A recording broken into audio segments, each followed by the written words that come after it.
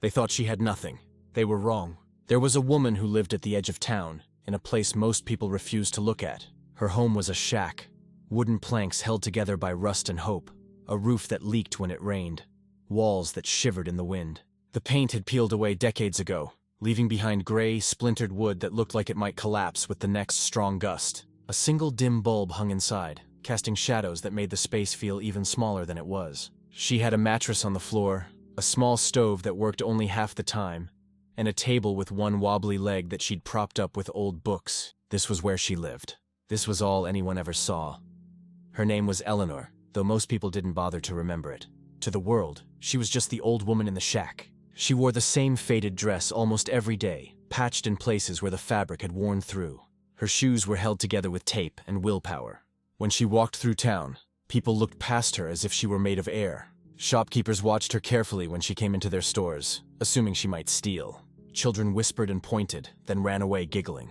Teenagers made jokes. Adults shook their heads and muttered about how sad it was, then went back to their lives without a second thought. Eleanor didn't complain. She never raised her voice or demanded respect. She simply existed, moving through her days with a quiet dignity that no one noticed. Every morning, she walked to the community well to fill her buckets with water. Every afternoon, she sat on her rickety porch with a cup of tea, watching the world go by.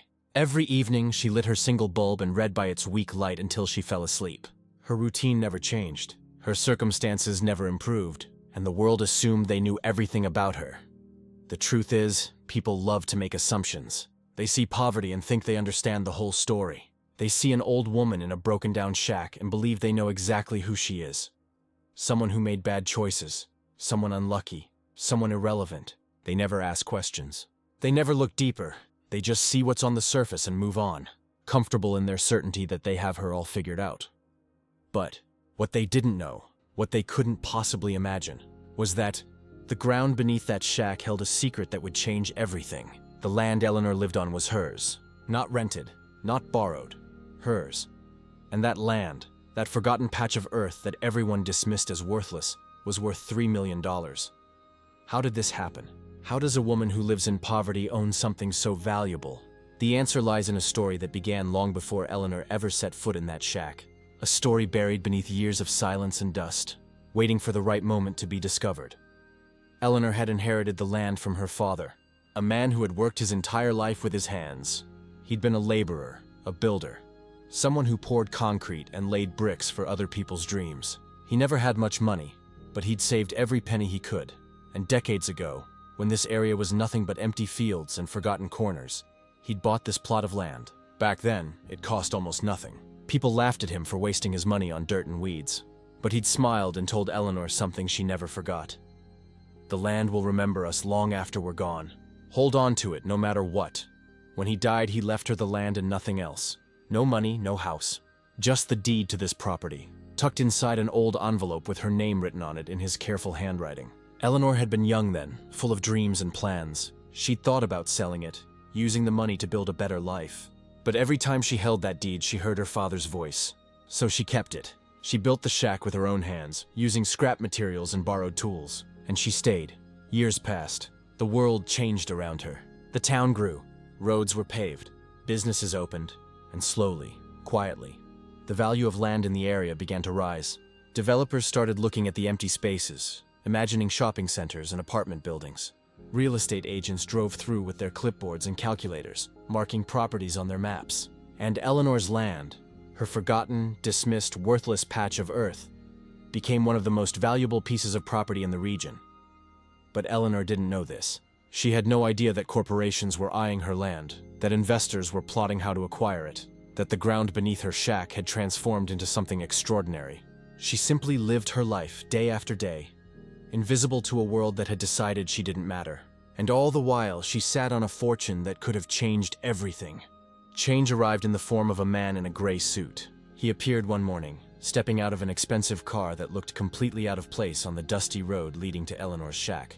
His shoes were polished to a mirror shine, his briefcase made of leather that probably cost more than Eleanor spent in a year. He walked toward her porch with the confidence of someone who always got what he wanted, his eyes scanning the property with barely concealed interest. Eleanor was sitting in her usual spot, a cup of tea growing cold in her hands. She watched him approach, noting the way he looked at her home with a mixture of pity and calculation. She'd seen that look before. It was the look of someone who thought they were better than her. Someone who believed they were doing her a favor just by acknowledging her existence. "Good morning," he said, his voice smooth and practiced. "Are you the owner of this property?" His tone suggested he already knew the answer, but was asking out of politeness rather than genuine curiosity.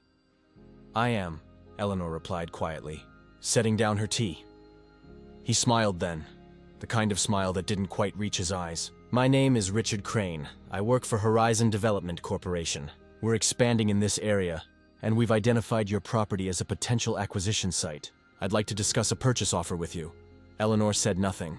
She simply looked at him, waiting.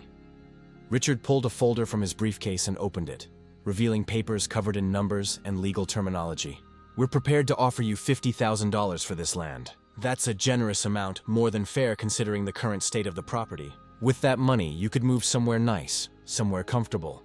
A real home, not this." He gestured vaguely at the shack, his distaste obvious. "You could have a better life. $50,000. To most people, it would sound like a fortune. To Richard Crane and Horizon Development, it was pocket change. A calculated insult disguised as generosity. They knew what the land was worth. They were betting that Eleanor didn't. Eleanor looked down at the papers, then back up at Richard. "I need time to think about it," she said. His smile tightened slightly. "Of course, take your time. But I should mention that we have other properties we're considering as well. This offer won't be available indefinitely." It was a threat dressed up as advice, a gentle push designed to create urgency and fear. Eleanor recognized it for what it was. She'd lived long enough to know when someone was trying to manipulate her. After Richard left, Eleanor sat on her porch for a long time, thinking. The truth was, $50,000 would change her life. She could leave this shack, buy a small apartment, maybe even have enough left over to live comfortably for a few years. But something about the encounter bothered her. The way Richard had looked at the land, the eagerness beneath his polite exterior, the specific sum he'd offered. It all felt wrong. That evening, Eleanor walked into town. It was a longer journey than it used to be. Her legs weren't as strong as they once were, and the road seemed to stretch on forever. But she made it to the public library just before closing time. The librarian, a young woman named Sarah, looked surprised to see her. "Can I help you with something?" Sarah asked, her voice kind but uncertain. "I need to use a computer," Eleanor said. "I need to look something up." Sarah helped her get online, showing her how to search for information. Eleanor's fingers were slow on the keyboard, unfamiliar with the technology, but she was determined. She typed in the address of her property, then added words like land value and real estate. What she found made her hands start to shake. Article after article appeared on the screen. The area was booming. Property values had skyrocketed. Developers were in a bidding war for available land, and Eleanor's property, her little patch of earth, was right in the middle of the most desirable zone. According to multiple real estate websites, land in her area was selling for millions. Not thousands, millions. She sat back in her chair, her mind reeling. $50,000. They'd offered her $50,000 for something worth $3 million. They'd looked at her shabby clothes and her falling down shack and assumed she was too ignorant, too desperate, too invisible to know better. They'd tried to steal her father's legacy for pennies on the dollar. Eleanor felt something then that she hadn't felt in years. Anger. Not loud, explosive rage, but a cold, focused fury that sharpened her mind and straightened her spine. They'd underestimated her. Everyone had always underestimated her. They saw an old woman in poverty and assumed she was powerless. They were about to learn how wrong they were. Eleanor spent the next few days researching. She learned everything she could about property values, development rights, and real estate law. She discovered that Horizon Development had a pattern of targeting vulnerable property owners, offering them far less than their land was worth, then flipping the properties for massive profits. She found complaints, lawsuits, and news articles about families who'd been taken advantage of, and she realized that if she wasn't careful, she would become just another victim in their long list of conquests. But Eleanor had something they didn't expect. She had patience. She'd spent her entire life being overlooked and underestimated. She knew how to watch, how to wait, how to move carefully. And she knew that the most powerful weapon she possessed wasn't money or connections. It was information. She went to the town hall and requested all the public records related to her property. She learned about zoning regulations, building permits, and development proposals. she discovered that Horizon Development had already submitted plans for a massive commercial complex. Plans that hinged on acquiring her land. Without it, their entire project would collapse. She was the keystone, the one piece they absolutely needed, and they'd hoped to buy her out for a fraction of what she was worth. Eleanor also learned something else, something that would change everything. Her property wasn't just valuable because of its location. Beneath the surface, hidden under decades of dirt and grass, was something even more precious. A natural water spring. The geological survey from 20 years ago had noted it, marking the property as having significant natural resources. In a region facing increasing water scarcity, that spring made her land nearly priceless. Armed with this knowledge, Eleanor made a decision. She wouldn't sell to Horizon Development. She wouldn't let them bully her or manipulate her. Instead, she would take control of her own destiny. She started by finding a lawyer. Not one of the expensive attorneys from the big firms downtown, but a young woman who'd recently opened her own practice. Someone who believed in fighting for the underdog. Her name was Maya, and when Eleanor walked into her small office and explained the situation, Maya's eyes lit up with the fire of someone who'd finally found a case worth fighting for. "They offered you $50,000 for land worth $3 million?" Maya asked, her voice filled with disbelief and anger. "That's not just unfair. That's predatory. We can fight this." Together, they crafted a strategy. Eleanor wouldn't reject the offer outright. Instead, she would negotiate. She would make them think she was considering their proposal while Maya worked behind the scenes to secure the best possible outcome. They would turn the tables, using Horizon Development's own eagerness against them. Richard Crane called Eleanor several times over the following weeks. Each time she was polite but non-committal. "I'm still thinking about it," she would say. "It's a big decision." And each time, she could hear the frustration growing in his voice. He wasn't used to people making him wait. He wasn't used to people who didn't jump at his offers.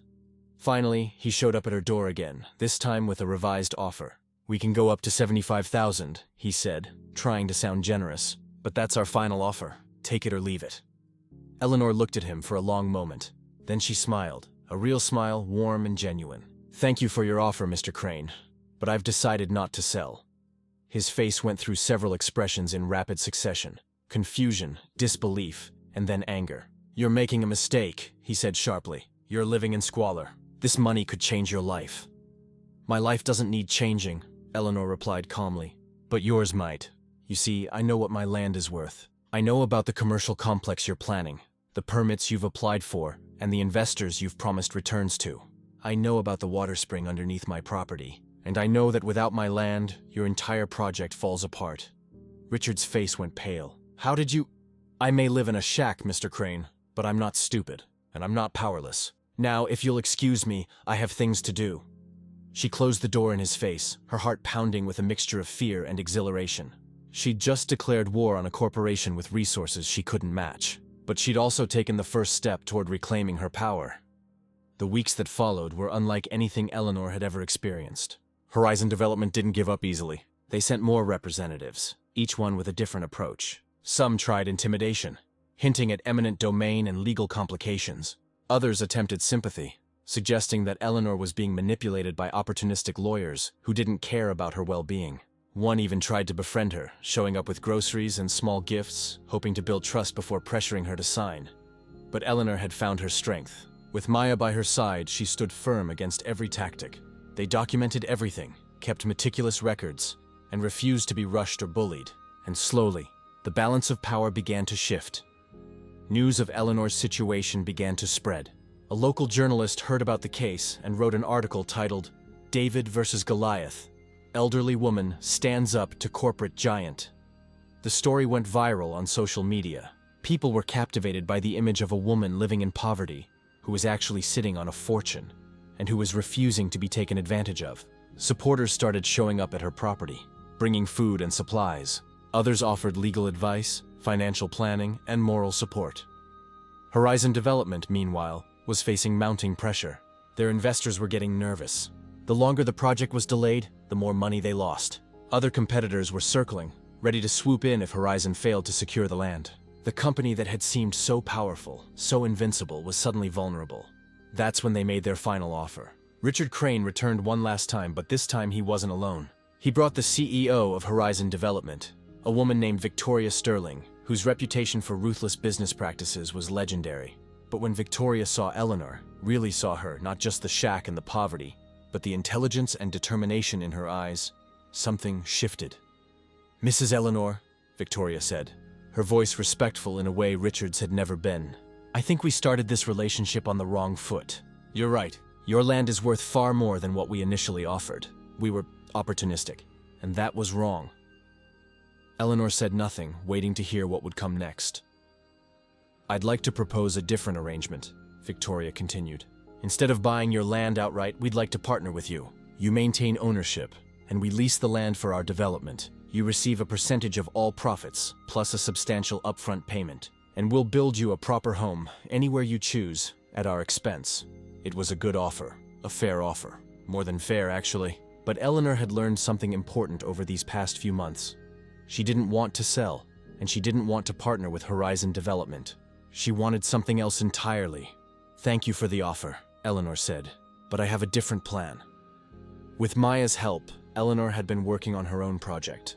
She'd contacted environmental groups, community organizers, and social entrepreneurs. She'd discovered that her land, with its natural spring, could be transformed into something remarkable, a community resource center. She could develop it carefully, preserving the natural spring while creating a space for people who were struggling, just as she had struggled. A place with affordable housing, community gardens, a public water access point, and support services for those in need.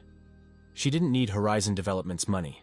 Other investors, ones who shared her vision, had already expressed interest. Ones who saw value not just in profit, but in purpose.